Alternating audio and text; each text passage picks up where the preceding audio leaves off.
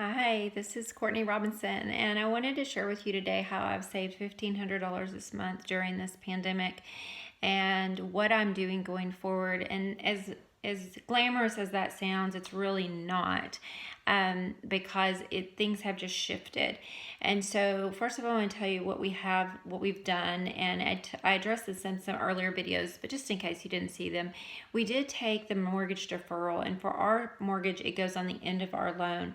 We actually were paid up already about 6 weeks because I've been paying to get our loan down for some time. And so I had paid ahead quite a bit. So I don't have another payment until August. And right now I'm waiting on unemployment. We have not gotten a tax return in 9 years, and this is the first year. We overpaid by about $4,500, and we should be getting the stimulus check. We have not yet, like so many other people, and that's $2,400. So I'm also should qualify for unemployment. I've been your quintessential contractor getting a paycheck for 4 years now. I work in the medical field, but I work as needed. But it's been pretty steady work, making anywhere from $30,000 to $40,000 a year. So here's what we've done. I stopped paying myself. All of my money went into my business account, and I gave myself a paycheck out of that every month, which was far less than what I was bringing in most months. That way, if there were lean months, it all balanced out because there was enough money. So if I put $40,000 in there, I might pay myself every year $24,000, and then some expenses and things had to come out of that. So I'm not paying myself at all, and this is where I've saved. Eating out, I think we've saved at least $300 a month from what I can tell from looking at our bills and estimating. On food, our food bill, I know it has been about $260 to $400 less a month. Gas has been around $240 a month, though gas has dropped over $1.45 a gallon. It would be cheaper right now if I was working, but I was spending around $240 a month on gas. I have a 12-hour commute every week. Also I wrote HC, and I'm not sure what that means. We'll go back to that. Nails and hair, I was spending around $130 a month. And so getting my nails done, I only do that every 2 months. I get the basic mani-pedi, but by the time I tip, it's $60. So I just said $30 a month. On my hair, it's $70 one month and $100 the next for cut and color. So that is probably average for a woman, actually. A lot of women anyway. And then the $200, the HC, was house cleaning. So we do have a house cleaner because I can work and make significantly more than what I pay for house cleaning, but I am doing that now. I did offer to keep paying the lady who cleans my house, and she knew that I had been laid off, and she did not want to take it, and her husband is working, so that has saved me another $200. And we had a trip, and I'm including this as trip as miscellaneous. I had used points to pay for the hotel and the airfare, so I had set about $100 a day in food and travel expenses, so $400. So that comes to around $1,500 in savings this month. Now, there are other things like when you go to the store to buy groceries, or you go to Target to pick something up, picking up odds and ends or that cute little sweater. I'm not really a major shopper, but I think I was doing more than I even realized. And I'm not saying that's a bad thing. I was still thrifty and frugal, but right now, usually it's spring. I would be buying plants. I would be putting maybe some fresh pillows on my front porch. Maybe not a lot, but a significant amount, enough to say that we've saved quite a bit, and we're definitely on a bare bones budget. Do I want to live like that forever? I have mixed feelings because I think you can pivot and be creative. What I've been doing instead is just cleaning everything and fluffing it and freshing it. And I think that you can live like that and live a happy and contented life. I miss going out to eat with my friends. I miss the once a week, maybe going to listen to music with my husband and have a drink and do that. There are things that I definitely miss that I hope to bring back in my life. I love my job. I have the best job in the world. I'm a medical yoga therapist. I work in cardiac rehab. I see miracles every day. It is a great job. But I was really, really burned out. I was tired. I had been working heavily for 20 years, just nose to the grindstone the past 9 years.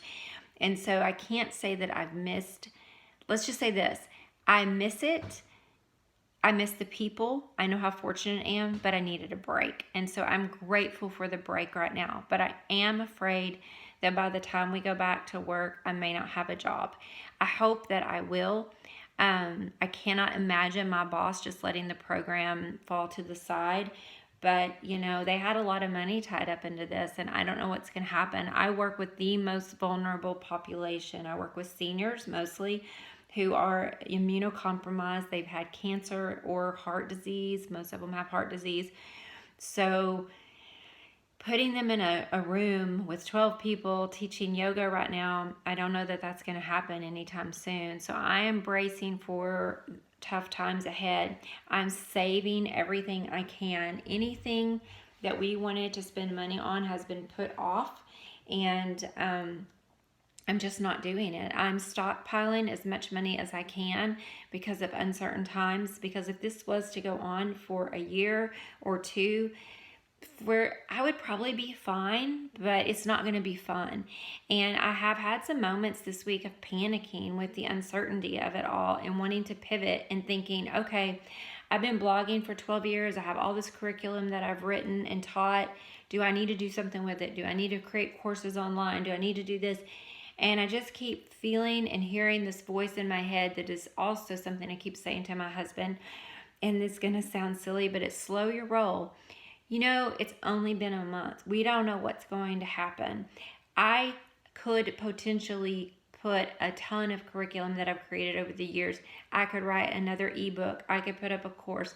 I could start teaching online. There's so much I'm qualified to do. But I really do not feel motivated to do that right now. What I really feel like I need is just to keep focusing on my home, saving money, being resourceful with what I have been given, and doing what I can. I've been doing a little bit of volunteer work, voluntarily teaching some stress management to some people, sharing videos on the work I do, putting that material out there for free. So I'm trying to just have faith that this is all going to work out the way it's supposed to, and not try to rush into spending my time and energy creating something when in 6 months I may go back to work and I could have used this time to relax and rest and not feel burned out. So we're all different, and we're all at different points in our life. Some of us are feeling super creative at this time and see it as an opportunity, and some of us are like me, old and tired. No. So wherever you are, I would just say let go of the guilt. We all need to be doing self-care, but you don't have to come out of this being able to run a marathon. If you just keep yourself well and don't get sick right now, that's probably enough. So I wanted to share where we are and what we're doing to save money. I'm also helping, we have a roofing business, and I'm helping my husband try to work on ideas for that and keeping it going and keeping him busy. Doing some marketing, watching the business expenses just like I'm watching our home expenses. Keeping an eye on taxes, filing for unemployment.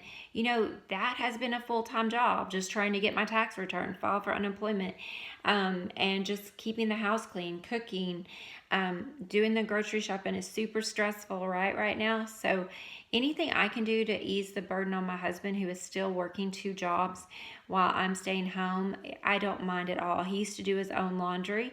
I've been doing all of his laundry.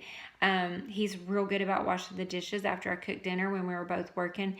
I've been saying, he still does some, but I've been like, it's okay, just rest, I'll do it.